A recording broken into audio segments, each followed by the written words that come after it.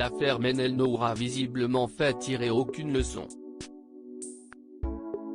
Lors des auditions à l'aveugle, le candidat The Vivi s'est démarqué en reprenant un morceau du rappeur Orelsan, un morceau qui a d'abord fait polémique pour ses paroles mais c'est ensuite le candidat lui-même qui a fait l'objet d'un grand scandale. Et pour cause, d'anciens tweets à caractère raciste et homophobe ont refait surface à la suite de son passage. Résultat, la production a choisi de l'évincer du programme. S'en est suivi un véritable casse-tête puisque, l'émission étant tournée en amont, The Vivi aurait dû livrer sa battle ce samedi 10 avril 2021 face à une autre candidate. Ce qui ne sera pas le cas finalement. D'après les informations de Télé Loisirs, il a remporté cette battle mais ce n'est pas tout. Il a également brillé lors des KO ainsi que des cross battles, la nouvelle épreuve du jeu. Ainsi, il était prévu qu'il chante en direct lors de la demi-finale dans quelques semaines. Pour rectifier le tir, la production a dû tout revoir. Pour commencer, en guise de compensation, la candidate qui l'a battue lors des battles aura l'opportunité de livrer sa performance effacée en direct le soir de la demi-finale. Concernant les KO, le passage en solo de The Vivi ne sera tout simplement pas diffusé.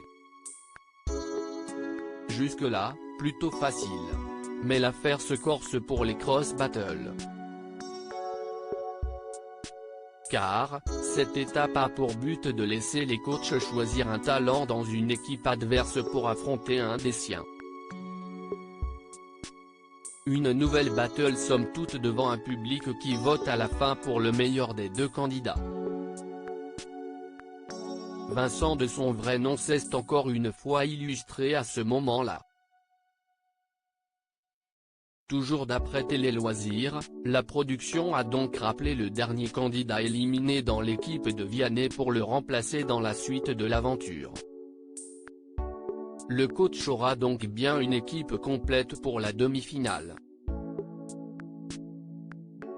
Vianney réagit pour la première fois au scandale, ce qui ne l'a pas empêché d'être déçu de la tournure des événements.